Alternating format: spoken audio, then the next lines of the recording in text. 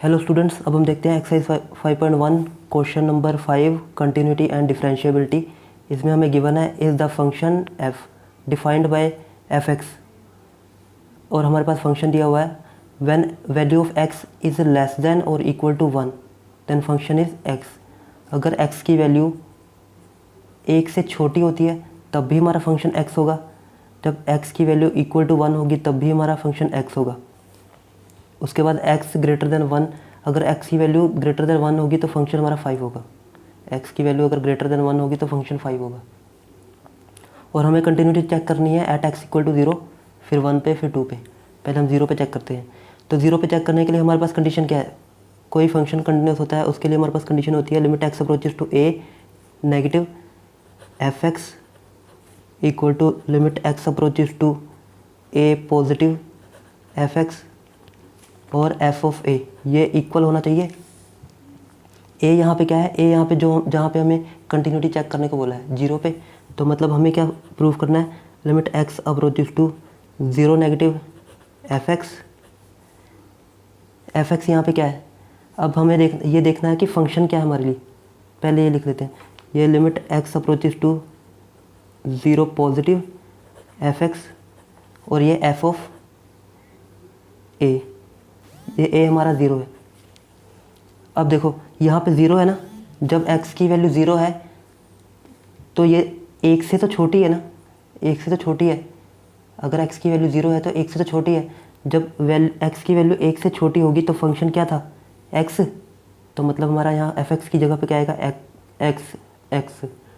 तो यहाँ पे क्या आ गया? Limit x approaches to 0 negative, ये आएगा x। और यहाँ पे limit x approaches to 0 positive, यहाँ पे आएगा x। और यहाँ पे x की जगह पे हम वैल्यू 0 पुट कर देंगे बाद में। तो पहले हम लेफ्ट हैंड लिमिट फाइंड करते हैं, फिर राइट हैंड लिमिट फाइंड करते हैं, फिर f ऑफ a या फिर f ऑफ 0 लिख देते हैं यहाँ पे। तो पहले हम लेफ्ट हैंड लिमिट फाइंड करते हैं। लेफ्ट हैंड लिमिट में क्या है? Limit x approaches to 0 negative x, यहाँ पे 0 नेगेटिव है तो मतलब हम क्या कर सकते हैं? x को 0 माइनस एच, मतलब 0 में से थोड़ा सा कम, यहाँ पे नेगेटिव है लेफ्ट हैंड लिमिट में। तो अगर हम x की वैल्यू 0 रखते हैं तो y हमें h हमें क्या मिल जाएगा? 0। तो यहाँ पे अब हम क्या करेंगे? x, अब इसको हम h की फॉर्म में चेंज कर देंगे, h अप्रोचेस टू 0। और यहाँ पे x की जगह पे क्या आ जाएगा? 0 माइनस एच, ये होगा 0 माइनस एच। और h 0 पुट किया, h की वैल्यू 0 पुट कर देते हैं तो ये हमारे पास बचा 0। तो यहाँ से हमारे पास लेफ्ट हैंड लिमिट की वैल्यू कितनी आ गई? 0। अब हम फाइंड करते हैं right hand limit. Right hand limit means limit x approaches to 0 positive f x, क्या था हमारे पास? x। अब यहाँ पे हम 0 प्लस एच लिखेंगे। यहाँ पे x की वैल्यू 0 प्लस एच। अब यहाँ पे हमारे पास अगर ये h की फॉर्म में आ गया तो यहाँ पे भी h की फॉर्म में अप्रोचेस टू 0। अब h की वैल्यू 0, तो यहाँ से हमारे पास राइट हैंड लिमिट भी क्या आ गई? 0। अब हम f ऑफ a फाइंड करते हैं। f ऑफ a हमारे पास f ऑफ a, मतलब हमारे पास फंक्शन क्या था? x। a की वैल्यू क्या है हमारे पास? 0। तो अब यहाँ पे 0 पुट कर देते हैं तो हमारे पास f ऑफ 0 क्या आ गया? 0। तो यहाँ से हमारे पास left hand limit, right hand limit और f ऑफ 0 तीनों इक्वल आ गए। तो इसका मतलब function is continuous at 0। Therefore function is continuous at x equal to 0। अब हम फाइंड करते हैं continuity at 1।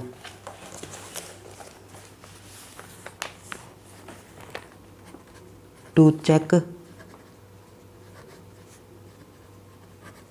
Continuity at x equal to 1। अब इसमें भी सेम वैसे ही करेंगे। Left hand limit x approaches to 1 negative F x equal to limit x approaches to 1 positive f x equal to f of 1। अगर ये इक्वल आ जाता है तो ये फंक्शन कंटिन्यूस होगा, अगर नहीं आता तो नहीं। तो पहले हम लेफ्ट हैंड लिमिट फाइंड करते हैं। लेफ्ट हैंड लिमिट में अब पहले यहाँ देख लेते हैं कि अगर x की वैल्यू 1, यहाँ देखो, अगर हमारे पास x की वैल्यू 1 के इक्वल या 1 से छोटी होती थी तो फंक्शन क्या था हमारा, x इक्वल और लेस पे फंक्शन क्या होगा ये। तो मतलब हम किसके लिए, एक तो इसके लिए 1 से छोटी मतलब 1 माइनस और 1, इसके लिए हमारा फंक्शन क्या होगा, ये देखो यहाँ पे पहले limit left hand limit find करते हैं। Limit x approaches to 1 negative. अब यहाँ पे 1 नेगेटिव है मतलब 1 से थोड़ा सा कम, तो फिर फंक्शन क्या होगा हमारा, फंक्शन होगा हमारा x। ये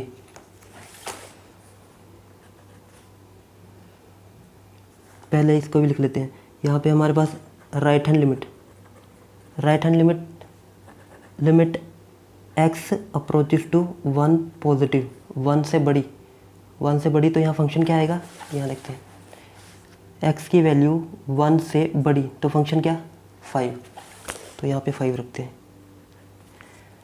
अब इसको सॉल्व करते हैं। अब इसको सॉल्व करेंगे तो यहाँ पे हमारे पास इसको h की फॉर्म में चेंज किया, h अप्रोचेस टू 0, और यहाँ पे क्या रखेंगे 1 माइनस h, और यहाँ पे h 0 पुट किया तो वैल्यू हमारे पास क्या आ गई 1 माइनस 0 इक्वल टू 1। तो हमारे पास लेफ्ट हैंड लिमिट की वैल्यू कितनी आ गई 1। अब हम राइट हैंड लिमिट देखते हैं। अब यहाँ पे हम कुछ पुट कर ही नहीं सकते, यहाँ पे x है ही नहीं, तो राइट हैंड लिमिट कितना आ गया 5। तो यहाँ से पहले ही हमें लेफ्ट हैंड लिमिट और राइट हैंड लिमिट दोनों इक्वल नहीं मिल रहे, तो तीसरे को देखने की ज़रूरत ही नहीं है। तीनों में से एक भी कंडीशन फेल होगी तो मतलब ये कंटिन्यूस नहीं है।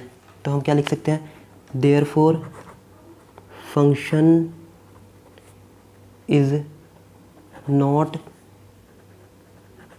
Continuous at x equal to 1। अब हम चेक करते हैं 2 पे।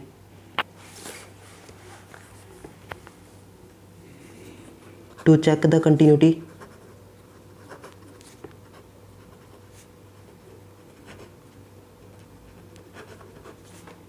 Eight x equal to 2। अब हम पहले कहाँ चेक करेंगे, limit x approaches to 2 negative fx, limit x approaches to 2 positive fx, और f ऑफ a ये फाइंड करेंगे, या फिर f ऑफ a मतलब a क्या है हमारा 2 पे चेक करना है। तो पहले ये चेक करते हैं फिर ये। तो यहाँ से लेफ्ट हैंड लिमिट फाइंड करते हैं। Limit x approaches to 2 negative fx क्या है, जब x की वैल्यू 2, यहाँ देखते हैं, अब x की वैल्यू 1 से ग्रेटर के लिए 5 थी, और हम अब x की वैल्यू क्या देख रहे हैं 2, तो x की वैल्यू 2 के लिए भी 5 ही होगा। मतलब x की वैल्यू x में 1 से बड़ी जितने भी है सबके लिए ये फंक्शन 5 ही है। 1 से जितने भी बड़े हैं सबके लिए फंक्शन 5। तो मतलब यहाँ पे क्या लिखेंगे हम 5, फंक्शन यहाँ पे 5। तो लेफ्ट हैंड लिमिट, अब इसमें पुट करने को कुछ है ही नहीं तो हमारे पास ये 5 ही आ जाएगा। अब देखते हैं right hand limit. Right hand limit में limit x approaches to 2 positive fx। अब यहाँ पे फंक्शन देखें क्या होगा 2 पॉजिटिव, ये देखो x की वैल्यू 1 से बड़ी के लिए मतलब 2 भी होगा तब भी 5 ही रहेगा फंक्शन। तो यहाँ से ये फंक्शन क्या आएगा 5। तो यहाँ से limit x approaches to 2 positive function हमारा 5। अब इसमें कुछ पुट नहीं कर सकते तो ये भी 5 आ गया। तो राइट हैंड लिमिट भी क्या आ गई 5। अब फाइंड करते हैं f ऑफ a। a कितना है हमारे पास, a हम लेके चल रहे हैं 2, तो मतलब f ऑफ 2। अब यहाँ पे फंक्शन क्या होगा 2 के लिए भी x से ग्रेटर ही है वैल्यू तब भी फंक्शन 5 रहेगा, तो यहाँ से भी 5। अब यहाँ से हमने देखा कि left hand limit, right hand limit और f ऑफ 2 ये तीनों इक्वल आ गए। तो यहाँ से हम बोल सकते हैं hence the function is continuous at x equal to 2। तो आई होप आपको ये क्वेश्चन क्लियर हो गया होगा। अगर आपको कहीं पे भी डाउट हो तो आप कमेंट करके पूछ सकते हैं। Thanks for watching.